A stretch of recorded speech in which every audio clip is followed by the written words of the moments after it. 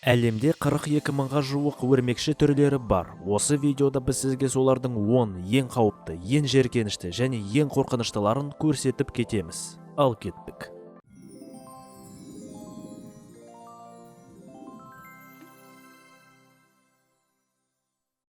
Қара құрт немесе черная вдова.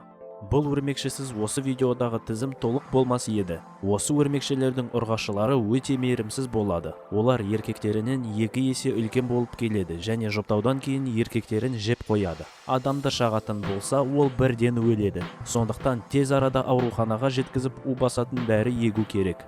Ең қорқыныштысы қара құрт өрмекшілері Қазақстанда да бар, әсіресе Қазақстанның батыс жағында. Сондықтан абай болыңыздар. Алты көзді құмды өрмекші бақытқа орай бізден алыста мекендейді. Жалпы айтқанда ол адамдардан алыс жерде мекендейді. Мүмкін осыдан шығар, осы өрмекшінің уына қарсы дәрі әлі күнге дейін жоқ. Ал ең жаманы, құмды өрмекші тек қана құмда жүреді және оның түсі құммен бірдей. Сондықтан, егер сіз құмда демалып жатсаңыз, ол сізге мүлдем бүлдіртпей келіп қалады. Сосын әрі қарай не боларын білесіздер деп ойлаймын. Бразилиялық қаңғырып жүретін өрмекшінің ұсқыны өте қорқынышты. 2010 жылы осы сүйкімсіз өрмекші әлемдегі ең улы өрмекші болып атанды. Оның шағуы адамды тек қаңғылдырып қоймайды. Осыған қоса ер адамның мүшесі тұрып кетеді де содан кейін мәңгілікке мүшесі әлсіз болып қалады. Өкінішке орай, осы өрмекшіден құрбан болған адамдар у басатын дәрі қабылдаса да өліп қалулары мүмкін. Қоңыр оңаша өрмекші киім арқылы шаға алмаса да, бірақ ода да азу тістері бар, және әрине қауіпті уы да бар. Бақытқа орай, адамдар осы өрмекшіні өте сирек кездестіреді. Аты айтып тұрғандай, ол оңаша жалғыз және бәрінен алыс мекендейтін өрмекші. Алайда, оның шағуынан кейін өлген адамдар да бар екен. Қытайлық құс жегіш.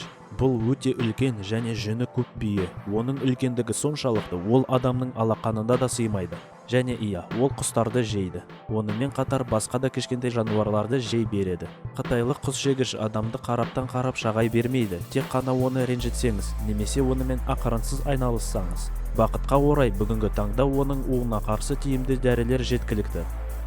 Сиднейлық воронкалық өрмекші басқа өрмекшілер сияқты адамдармен кездесуден бас тартпайды. Керісінше бірінші болып адамға жабылады. Адамды көрсе болды, шағып алу мақсатында барынша талпынып шабуыл жасайды. Бақытқа орай, мүмкін ол қаламағандай, оның уы аса қауіпті емес. Бабуинді патша. Осы қызық атымен агрессияға толы өрмекші жаңа айтып кеткен өрмекші сияқты шабуылдайды. Оған қауіп төніп тұрғанын сезетін болса, ол артқа жылжып, табандарын бір-бірімен уқалап дыбыс шығарады. Бұл дыбыс алғашқы және соңғы ескерту дегенді білдіреді. Бақытқа орай, оның да уы аса қауіпті емес. Фаланга өрмекшісі 16 км/сағатқа дейін екпін ала алады. Оның уы өте қауіпті, және де денесі өте ұзын, жіңішке және жүнге толы. Әсіресе құмды далаларда көп мекендейді. Адамның киім астына оңайымен кіріп кетеді. Және ең жаманы, ол біздің Қазақстанымызда да мекендейді.